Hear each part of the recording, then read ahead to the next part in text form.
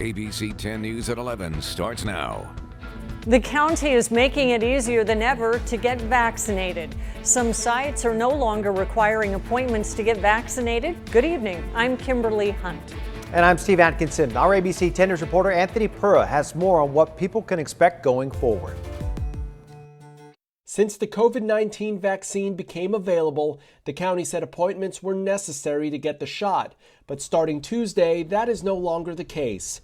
While people are still able to make appointments, the county says they will be setting aside some vaccines each day specifically for walk-ups at more than 20 listed vaccination sites. I love it. It's way more convenient. Sophia Louie went down to the vaccination site at Viejas Arena Tuesday. No appointment, but wanting the shot.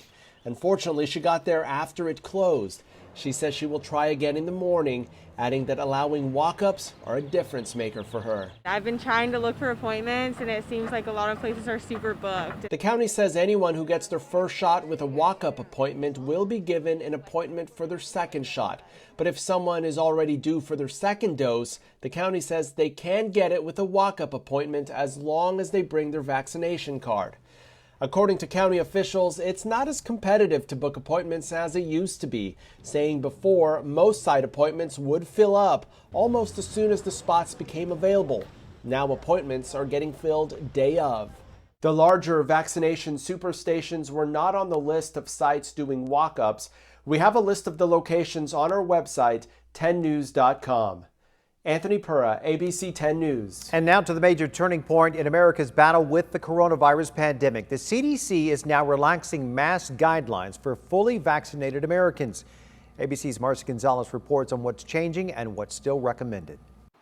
The U.S. taking an important step towards returning to normalcy with new mask guidelines for the growing number of Americans who are fully vaccinated. Starting today, if you're fully vaccinated, and you're outdoors, you need, and not in a big crowd, you no longer need to wear a mask. But for unvaccinated Americans, the CDC still recommends masks if you're outside with other unvaccinated people or dining outdoors with members of other households. The CDC says all Americans should still wear masks at crowded outdoor gatherings like concerts, parades, and sporting events. And masks are still recommended indoors unless everyone is vaccinated. Although these vaccines are extremely effective, we know that the virus spreads very well indoors. More than 96 million Americans are now fully vaccinated, but the number of doses being given across the country is declining. Vaccine hesitancy still a concern, as an ABC News Washington Post poll finds almost 1 in 4 Americans say they won't get a shot. Health officials reiterating the importance of getting vaccinated as this country averages 55,000 new COVID cases a day. Marcy Gonzalez, ABC News, Los Angeles. The county reported another 144 cases today, while our test positivity rate remained at 2%. Once again, there were no new deaths reported locally. That number stands at just under 3,700. Los Angeles County is now on the verge of moving to the least restrictive COVID tier. Today, the state said that LA's case rate has dropped to less than 2 cases per 100,000 residents. If it stays that way for more than a week, Los Angeles will move into the yellow tier. Now in the yellow, bars can open indoors, amusement parks can operate at 35% capacity, and outdoor venues like Dodger Stadium could be at 67% capacity. You can stay on top of any new developments with coronavirus by downloading the 10 News app. A free version is available in the App Store. There will be increased security tomorrow when President Biden makes his first address to a joint session of Congress. There is fencing and more patrols at the Capitol in the wake of the January attack. Tomorrow, there will be fewer people allowed inside the building to address due to COVID. We will bring you the speech live tomorrow. Our coverage starts with ABC 10 News at 5 o'clock, followed by World News Tonight. The address and Republican response will begin at 6. Followed by a special edition of ABC 10 News. The superintendent of San Diego Union High School District has resigned. Tonight, the school board unanimously approved the voluntary resignation of Dr. Robert Haley. His last day is Friday. The district has agreed to continue paying his benefits until 2022. It's not clear why he resigned. A scary day at San Marcos High School after a bomb threat forced the building to be evacuated. The call came in around 1 o'clock this afternoon, claiming there were 3 pipe bombs in the school. Students and staff were quickly evacuated to the baseball field. Students were then bused to the middle school where their parents could pick them up.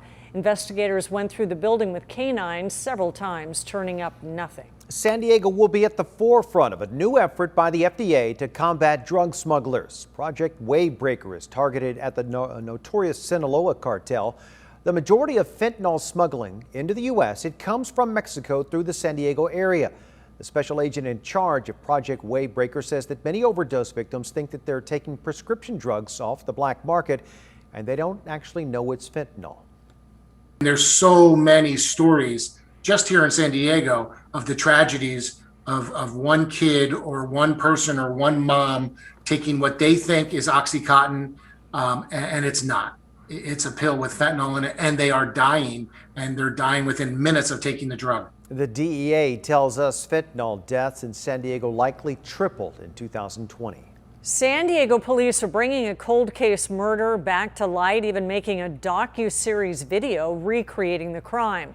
Investigators say Joseph Bono was shot and killed in November of 1992 in the parking lot of an apartment in Scripps Ranch. Bono lived in the apartments and was taking out trash when he was shot. Witnesses say they saw a black late 80s Toyota Celica driving through the lot just before and after the shooting. It's possible there were 2 people inside at the time. If you have any information, please call San Diego Police or Crime Stoppers. I was on my way to a disturbance call when the call came out that there were people screaming and running from the Chabad, and it sounded like gunfire. Today marks 2 years since a gunman walked into that Poway synagogue and opened fire, killing 1 person and injuring 3 others. As our ABC 10 News reporter Mimi Alcala explains, a sheriff's deputy who responded that day wants people to know valuable safety training is offered locally and it's free. As terrifying as it is for many people to think about, the Sheriff's Department wants everyone to have a plan in case they're ever in an active shooter situation. It's a synagogue location between 6 to 20 shots heard. It's been exactly 2 years since the shooting that would change the lives of so many San Diegans. A gunman opened fire on congregants inside of the Chabad of Poway, killing Lori Kay, a woman loved in the community, and injuring 3 others, including a young girl. I was supposed to be off that day, but I was working overtime. San Diego Sheriff's Deputy Jess Allensworth responded to the synagogue that day. When we arrived, we could see people running everywhere, and it was obviously the people from inside. It wasn't his first time there. Months before, Allensworth provided the Chabad of Poway with active shooter training after a deadly shooting at a synagogue in Pittsburgh, letting people know how to identify red flags and what to do. One of the people who was at that training was also there the day of the shooting. He told me later after the shooting that based on what we discussed in that training is one of the reasons why he stopped and went back and confronted the suspect. I personally feel that he saved a lot of people. Allensworth says confronting the suspect should always be the last option, like if you're trapped and have nowhere else to go. They train people to first run. You run. Get away from it. Hide. You're going to hide the best you've ever hid. And if it comes down to it, fight. You're going to fight with everything you got, and anything around you, you're going to use it as a weapon. The Sheriff's Department offers a free active shooter preparedness course to schools, houses of worship, businesses, and more within their jurisdiction, something Allensworth hopes people will take advantage of. People are afraid to talk about it in their homes. Like, if we don't talk about it, it won't happen. But unfortunately, it's happening, and so it's always best to have that plan. Mimi Alcala, ABC 10 News. The training offered by the Sheriff's Department can be requested by calling the department and asking to speak with a crime prevention specialist. The suspected synagogue shooter, John T. Ernest, remains in custody. He's charged with murder, attempted murder, and hate crime allegations. Americans now have even more time to get their real ID. The Department of Homeland Security just extended the deadline for needing one to May 3rd, 2023.